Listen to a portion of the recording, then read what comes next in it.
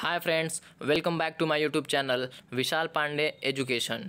Friends, हमने अब तक टेंस में 23 वीडियो अपलोड कर दिया है और ये टेंस का 24वां वीडियो यानी कि 24th वीडियो है, जिसमें हम डिस्कस करेंगे फ्यूचर परफेक्ट के इंट्रोगेटिव और इंट्रोगेटिव प्लस नेगेटिव सेंटेंस के बारे में। हमने कल की वीडियो में डिस्कस किया था फ्रेंड्स, 23rd वीडियो जो थी टेंस की, उसमें हमने कहा था कि फ्यूचर परफेक्ट टेंस की पहचान बताया था, अफर्मेटिव सेंटेंस और निगेटिव सेंटेंस के बारे में बताया था और उसके एग्जांपल्स बताए थे। तो उसमें 2-3 चीज़ हमने कहा था, आप नोटिस करिएगा। एक तो पहले पहचान में क्या कहा था कि जिस वाक्य के अंत में चुका होगा, चुकी होगी, चुके होंगे आदि शब्द आते हैं वे आपके फ्यूचर परफेक्ट होते हैं। तो अफर्मेटिव की, निगेटिव की या फिर इंट्रोगेटिव हो या इंट्रोगेटिव प्लस निगेटिव हो, पहचान तो सबकी वही हो जाएगी। फ्यूचर परफेक्ट में ही चुकी आते हैं सब, तो इसलिए पहचान तो इंट्रोगेटिव का भी वही हो जाएगा और इंट्रोगेटिव प्लस नेगेटिव का भी। अब एक चीज़ हमने उसमें ये और क्या कहा था आपसे, अभी आगे मिलेगा, चलिए आगे ही बता देंगे आपको। सबसे पहले इसका रूल देख लेते हैं। तो रूल में हमने लिखा है फ्रेंड्स कि WH विल या शैल, सब्जेक्ट, हैव, वर्ब की थर्ड फॉर्म, ऑब्जेक्ट और अदर्स, फिर क्वेश्चन मार्क कर दिया हमने। ठीक है, तो ये चीज़ ध्यान रखिएगा कि इंट्रोगेटिव में तो सब में यही होता है कि WH और उसके बाद जो भी हेल्पिंग वर्ब होता है वो आ जाता है, उसके बाद हम सब्जेक्ट का यूज़ करते हैं। ठीक है, और वाक्य अगर क्या से स्टार्ट होता है तब हम WH का यूज़ नहीं करते हैं, ये चीज़ ध्यान रखिएगा। और एक चीज़ यहाँ पे नोटिस करने वाली है, यहाँ पे हमने केवल हैव लिखा है, चाहे सब्जेक्ट हमारा सिंगुलर हो या प्लूरल हो, हम ऑलवेज हैव का यूज़ करेंगे। ये भी कल हमने अपने फ्यूचर परफेक्ट के जो कि अफर्मेटिव और नेगेटिव सेंटेंस था यानी कि टेंस का पार्ट 23 जो था, उसमें हमने बता दिया था कि हम जैसे प्रेजेंट परफेक्ट में क्या करते हैं, सब्जेक्ट के अकॉर्डिंग हैज़ या हैव लाते हैं कि सब्जेक्ट सिंगुलर तो हैज़ का यूज़ करेंगे और सब्जेक्ट प्लूरल तो हैव का यूज़ करेंगे। बट यहाँ पे क्या है फ्रेंड्स कि सबके साथ कोई भी हो, सिंगुलर हो या प्लूरल हो, सब्जेक्ट सबके साथ हैव का यूज़ करेंगे। तो ये चीज़ बस नोटिस कर लीजिएगा आप, बाकी सब तो नॉर्मल एग्जाम्पल है, नॉर्मल इसका। ठीक है, तो एग्जाम्पल देखते हैं। क्या राधा पढ़ने जा चुकी होगी?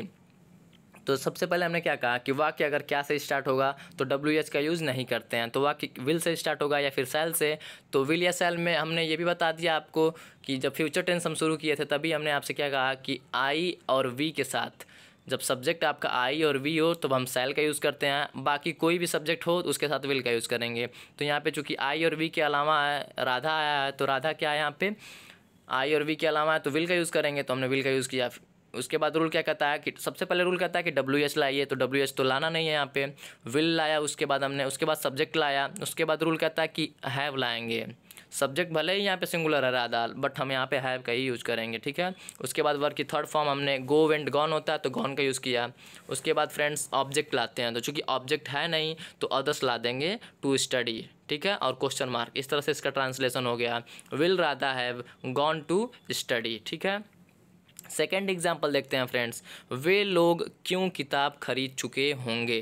तो यहाँ पे चूंकि वाक्य क्या से नहीं स्टार्ट है तो यहाँ पे ट्रांसलेशन हम WH से करेंगे, और क्यों का ट्रांसलेशन वाई होता है तो हमने वाई किया। उसके बाद रूल के अकॉर्डिंग हमने विल या शैल में से विल का यूज़ करेंगे क्योंकि सब्जेक्ट हमारा दे है। ठीक है, तो दे, उसके बाद हमने सब्जेक्ट का यूज़ किया। उसके बाद हैव का यूज़ किया। उसके बाद बाई, बॉट, बॉट, बाई का थर्ड फॉर्म क्या होता है, खरीदना का, बॉट, तो हमने बॉट का यूज़ किया। उसके बाद क्या खरीदा, तो बुक, तो बुक यहाँ पे क्या हो गई, ऑब्जेक्ट हो गया। उसके बाद रूल कहता है कि अदर्स लाइए ऑब्जेक्ट के बाद, तो चूंकि अदर्स कुछ नहीं है तो हमने क्वेश्चन मार्क कर दिया, और इस तरह से इसका ट्रांसलेशन हो गया friends, why will they have bought the book. ठीक है, आज का थर्ड का एग्जांपल देखते हैं इंट्रोगेटिव का। तो क्या वह आगरा पहुंच चुका होगा? तो इसमें भी देखिए वाक्य क्या से स्टार्ट है तो WH का यूज नहीं होगा।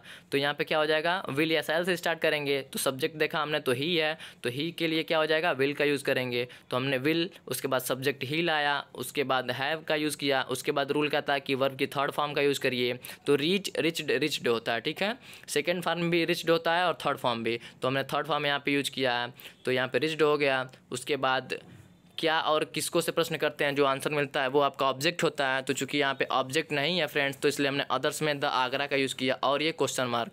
तो इस तरह से इसका ट्रांसलेशन हो गया, will he have rich the Agra. ठीक है, फोर्थ एग्जाम्पल देखते हैं। क्या वह बाजार जा चुका होगा? ठीक है, तो यहाँ भी वाक्य क्या से स्टार्ट है तो यहाँ पे WH का यूज़ नहीं करेंगे। तो सब्जेक्ट चूँकि ही है तो ही के साथ हम विल का यूज़ किया हमने, तो विल ही हैव हो गया। उसके बाद वर्ब की थर्ड फॉर्म, तो वर्ब यहाँ पे क्या है, गो है, तो गो वेंट गॉन होता है तो हमने गॉन का यूज़ किया। उसके बाद ऑब्जेक्ट लाते हैं, तो चूँकि ऑब्जेक्ट कुछ भी नहीं है तो हम वर्ब वो लाएंगे, अदर्स लाएंगे। तो अदर्स यहाँ पे आपका क्या हो गया, go to the market. To the market क्या हो गया, अदर्स हो गया, मार्केट यहाँ पे अदर्स है बस, और क्वेश्चन मार्क हमने लगा दिया। तो इस तरह से इसका ट्रांसलेशन हो गया friends, will he have gone to the market.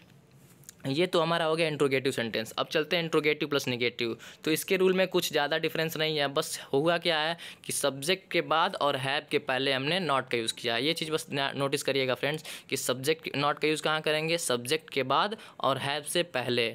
और ये चीज़ याद कैसे होगी, याद तो नहीं आप कर सकते हो, रट नहीं सकते हो, 1-2 दिन के लिए रट सकते हो। जब आप अपने से भी, एक तो 4 एग्जाम्पल हम तो बता ही दे रहे हैं, और अपने से भी 4 या 5 एग्जाम्पल आप बनाइएगा, प्रयास करिएगा। जब जितना ज़्यादा प्रैक्टिस करेंगे तो रूल ऑटोमेटिक रिवाइज हो जाएगा, ठीक है। रट कर आप याद नहीं कर सकते हैं, तो इसको प्रैक्टिस करिएगा तो याद हो जाएगा कि सब्जेक्ट के बाद और हैव के पहले नॉट का यूज़, यानी कि सब्जेक्ट और हैव के बीच में हम नॉट का यूज़ करेंगे। बाकी रूल इंट्रोगेटिव का ही है, ठीक है।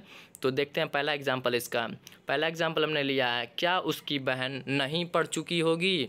तो वाक्य क्या से स्टार्ट है, तो WH का यूज़ नहीं होगा, तो हमने विल का यूज़ किया। फिर उसकी बहन यहाँ पे क्या है, सब्जेक्ट है, तो हिज सिस्टर हो गया। उसके बाद रूल क्या कहता है कि सब्जेक्ट के बाद नॉट का यूज़ करिए, सब्जेक्ट के बाद और हैव से पहले नॉट का यूज़ करते हैं, तो हिज सिस्टर और हैव के बीच में हमने नॉट का यूज़ किया, फिर हैव लाया। फिर रूल कहता है कि वर्ब की थर्ड फॉर्म, तो चूंकि रीड रेड रेड होता है, पढ़ते रेड हैं लेकिन रीड लिखते हैं, ठीक है। तो यहाँ पे रेड हो गया क्या आपका वर्ब की थर्ड फॉर्म। उसके बाद ऑब्जेक्ट नहीं है और अदर्स भी नहीं है, तो हम क्वेश्चन मार्क लगा देंगे। इस तरह से इसका ट्रांसलेशन क्या हो गया friends, will his sister not have read, ठीक है। उसके बाद हम यहाँ पे सेकंड एग्जांपल देखते हैं, क्या तुम वहाँ नहीं पहुँच चुके होगे। तो इसके लिए भी वाक्य क्या से स्टार्ट है, तो WH का यूज नहीं होगा, तो हमने विल लिखा। उसके बाद सब्जेक्ट लाया यू, उसके बाद रूल कहता है कि सब्जेक्ट के बाद नॉट का यूज़ करेंगे, उसके बाद हैव, तो हमने नॉट का यूज़ किया, फिर हैव का।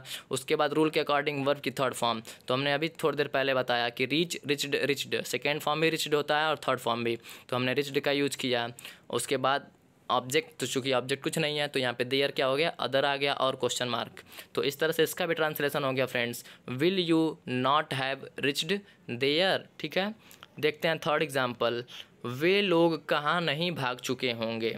तो यहाँ पे WH का यूज़ करेंगे क्योंकि वाक्य क्या से स्टार्ट नहीं है, तो कहाँ का ट्रांसलेशन क्या होता है, वेयर होता है, तो हमने वेयर का यूज़ किया। फिर रूल कहता है कि विल या शैल लाइए, तो सब्जेक्ट हमारा दे है तो हमने विल का यूज़ किया। फिर रूल के अकॉर्डिंग सब्जेक्ट आता है तो सब्जेक्ट हमने दे का यूज़ किया। फिर रूल के अकॉर्डिंग क्या आता है, नॉट, तो नॉट हमने यूज़ किया। फिर हैव, तो हमने हैव का यूज़ किया। और आपको पता होगा कि रन का थर्ड फॉर्म क्या होता है, रन रैन रन, ठीक है। रन का फर्स्ट फॉर्म भी रन होता है और सेकेंड फॉर्म रैन होता है, थर्ड फॉर्म भी क्या होता है, रन ही होता है। ये चीज़ ध्यान रखिएगा, इसलिए हमने यहाँ पे थर्ड फॉर्म यूज़ किया है।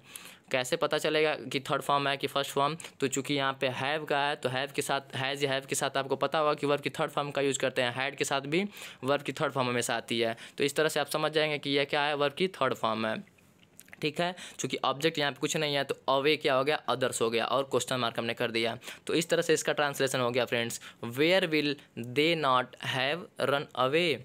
फोर्थ एग्जांपल देखते हैं, उसका भाई क्या नहीं कर चुका होगा, ठीक है।